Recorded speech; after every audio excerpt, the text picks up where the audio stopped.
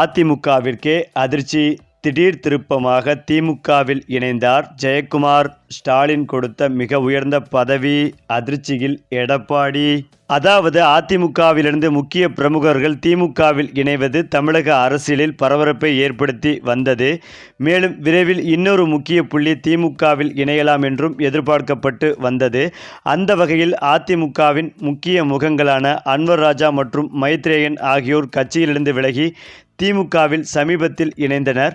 அன்வர் ராஜா அடிமட்ட தொண்டராக இருந்து உயர்ந்தவர் என்றால் மைத்ரேயன் ஆரம்பம் முதலே திமுகவின் அரசியல் எதிரியாக அறியப்பட்டவர். இந்த இருவரின் விலகலும் அதிமுக வட்டாரங்களில் பெரும் அதிர்ச்சிகளை ஏற்படுத்தி வந்தது. அதேபோல் முன்னாள் அதிமுக எம்பி மைத்ரேயன் அண்ணா அறிவாலயத்தில் முதலமைச்சர் மு.க. ஸ்டாலின் அவர்களை நேரில் சந்தித்து திமுகவில் இணைந்தார். அவரை உதயநிதி ஸ்டாலின் உள்ளிட்டோர் வரவேற்றனர். திமுக ஆட்சியில் தமிழ்நாடு நம்பர் 1 மாநிலமாக உள்ளது. 2026 சட்டப்பேரவை தேர்தலில் திமுகவின் வெற்றி உறுதியானது. 2வது இடத்திற்குத்தான் போட்டி நடக்கும் என்று மைத்ரேயன் செய்தியாளர்களிடம் தெரிவித்தார் என்பதும் குறிப்பிடத்தக்கது. மேலும் அதிமுகவின் தற்போதைய போக்கு குறித்து விமர்சித்த மைத்ரேயன், எடப்பாடி பழனிசாமி தன்னை எம்ஜிஆர் ஜெயலலிதா போன்று நினைத்து கொண்டிருக்கிறார். எவ்வளவுதான் உயரமாக பறந்தாலும் ஊர்க்குருவி பருந்து ஆகாது என்று தெரிவித்தார். இந்த கருத்து அரசியல் வட்டாரங்களில் பரவலாக விவாதிக்கப்பட்டது என்பதும் குறிப்பிடத்தக்கது. அதிலும் முக்கியமாக சமீபத்தில் அதிமுகவிலிருந்து விலகி திமுகவில் இணைந்த அன்வர் ராஜாவின் முடிவு பல விவாதங்களை எழுப்பி வருகிறது. அதிமுகவின் முக்கியமான இஸ்லாமிய முகங்களில் ஒருவரான அன்வர் ராஜா திமுகவில் இணைந்தது அந்த கட்சிக்கு பெரும் பின்னடைவாக கருதப்படுகிறது. இவர் அதிமுகவின் அமைப்பு செயலாளராகவும் முன்னாள் எம்பியாகவும் இருந்தார். மேலும் அன்வர் ராஜா 2001ஆம் ஆண்டு ராமநாதபுரம் சட்டமன்ற தொகுதியிலிருந்து அதிமுக சார்பில் சட்டமன்ற உறுப்பினராக தேர்ந்தெடுக்கப்பட்டார். தமிழக அரசியலில் தொழிலாளர் நலத்துறை அமைச்சராக பணியாற்றிய அனுபவம் இவருக்கு உண்டு. அதேபோல் 2014ஆம் ஆண்டு நடைபெற்ற 16வது மக்களவைத் தேர்தலில் ராமநாதபுரம் தொகுதியில் போட்டியிட்டு எம்பியாக தேர்ந்தெடுக்கப்பட்டார் அன்வர் ராஜா. எம்ஜிஆர் காலம் தொட்டே அதிமுகவின் அடிப்படை உறுப்பினராகவும் இருந்து வந்தவர்தான் அன்வர் ராஜா. இந்த நிலையில்தான் அதிமுகவின் மற்றொரு முக்கிய புள்ளி விரைவில் திமுகவில் சேர வாய்ப்புள்ளதாக திமுக வட்டாரங்கள் தெரிவித்தும் வருகின்றனர். மக்களவைத் தேர்தல் மற்றும் சட்டமன்ற தேர்தலுக்கு முன்பு நிர்வாகிகள் கட்சி மாறுவது வழக்கமான நிகழ்வு. வெற்றி பெறக்கூடிய கட்சியிலும் பெரும்பாலும் ஆளுங்கட்சியிலும் இணைவது பொதுவான போக்கு.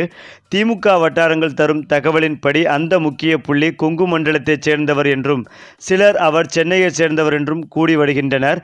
அவர் மீது சில வழக்குகள் நிலுவையில் உள்ளதாகவும் பாஜகவுடன் அதிமுக கூட்டணி வைத்ததை அவர் விரும்பவில்லை என்றும் கூறப்பட்டு வருகிறது. அதேபோல் சுமார் 5000 பேருடன் இணைந்து அவர் திமுகவில் இணைய உள்ளதாகவும் இதற்கான இணைப்பு விழா விரைவில் நடைபெறும் என்றும் அறிவிக்கப்பட்டுள்ளது. இவருக்கு வரவிருக்கும் தேர்தலில் போட்டியிட வாய்ப்புகள் வழங்கப்படலாம் என தெரிய வருகிறது. அவர் மாறும் பட்சத்தில் அதிமுகவின் அடித்தளம் பெரிய அளவில் ஆட்டம் காணும் என்றும் அரசியல் விமர்சகர்கள் கருத்துக்களையும் தெரிவித்தும் வருகின்றனர். குறிப்பாக இந்த நகர்வு அதிமுகவின் ஆதரவாளர்கள் மத்தியில் பெரிய தாக்கத்தை ஏற்படுத்தும் என எதிர்பார்க்கப்படுகிறது. இது அதிமுகவிற்கு ஒரு பின்னடைவாக கருதப்படலாம். அரசியல் கட்சிகளின் உறுப்பினர்கள் கட்சி மாறுவது தேர்தலுக்கு முன்பு ஒரு பொதுவான நிகழ்வுதான் என்றாலும் இது கட்சிகளின் பலத்தில் மாற்றங்களை ஏற்படுத்தும். அதேபோல் அதிமுகவைச் சேர்ந்த அந்த முக்கிய பிரமுகர் திமுகவில் இணைவதற்கான காரணம் குறித்து பல்வேறு யூகங்கள் பரவியும் வருகின்றன. அதிலும் முக்கியமாக கட்சியின் கொள்கைகள் மீதான அதிருப்தி, பாஜகவுடன் கூட்டணி வைத்ததில் எதிர்ப்பு, பதவி கிடைக்காத விரக்தி, நிலுவையில் உள்ள வழக்குகள் உள்ளிட்ட பல காரணங்கள் கூறப்பட்டும் வருகின்றன.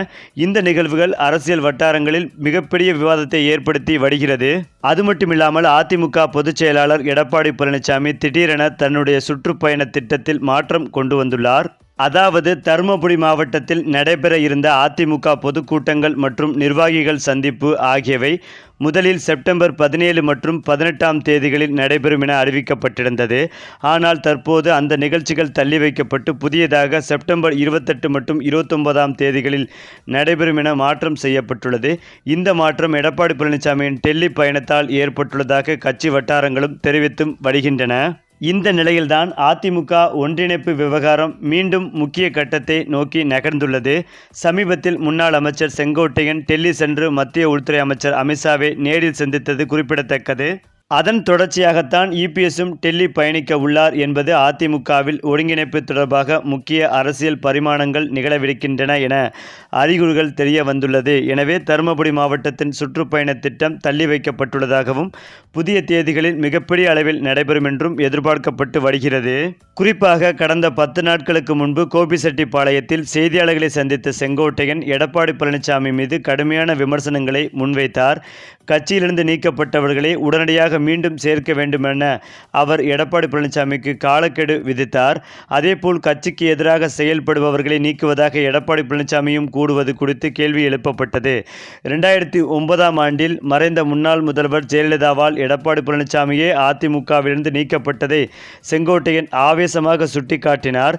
தன்னுடைய காலக்கெடு குறித்து விளக்கமளித்த அவர் 10 நாட்களுக்குள் கட்சியிலிருந்து பிரிந்து சென்றவர்கள் மீண்டும் சேர்க்கப்படவில்லை என்றால் அவர்களுடன் இணைந்து கட்சியை ஒருங்கிணைக்கும் பணிகளில் ஈடுபடுவேன் என்று அறிவித்தார். மேலும் தன்னுடைய கோரிக்கைகளை பரிசீலித்தால் மட்டுமே இனி எடப்பாடி பழனிசாமியுடன் பரப்புரைகளில் பங்கேற்பேன் என கட்சியின் மூத்த தலைவரான செங்கோட்டையன் திட்டவட்டமாக தெரிவித்தார்.